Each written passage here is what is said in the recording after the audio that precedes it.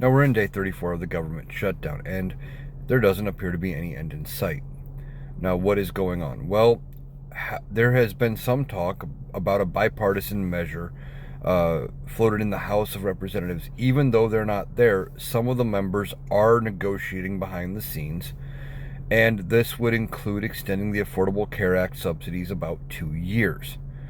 This is kind of where I thought maybe they would end up. Give it a couple of years, let them figure things out, get past the midterms, and go from there. But it doesn't matter what they've agreed to on a bipartisan level. It doesn't matter if they've got the votes to pass it, if Mike Johnson doesn't bring the House back into session to actually vote on it.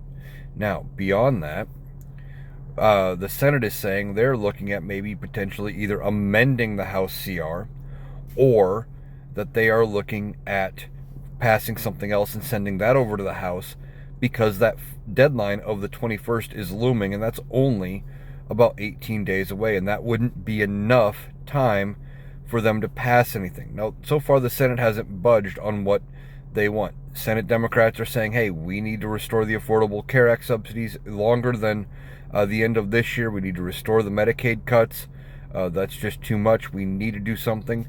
There hasn't appeared to be any negotiations going on in the Senate. But so far, Senate Republicans are breaking from Donald Trump and saying, yeah, we're not negotiating, and we're not ending the filibuster. Donald Trump wants them to gut the filibuster so they can get it passed. He doesn't care what damage this bill would do or cause to American people. He only cares that he would get the win for reopening the government and showing America how tough he is on the Democrats. So we're in day 34. Tomorrow will be day 35. I expect it to go at least till Wednesday or Thursday. Now, things may change after those elections tomorrow. It may send a warning shot to Republicans saying, hey, we're not going the direction we want to go. We need to fix things. And that may be the thing that ultimately moves us forward, is once voters have had a chance to rebuke Republicans, they may be more willing to negotiate. And maybe they'll dig in deeper. I guess we'll have to see how that reacts there.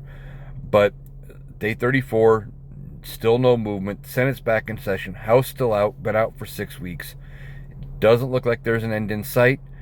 And we'll have to see if this week brings any changes. But it sounds like there are some negotiations going on, which at least is an improvement over the past 5 or 6 weeks.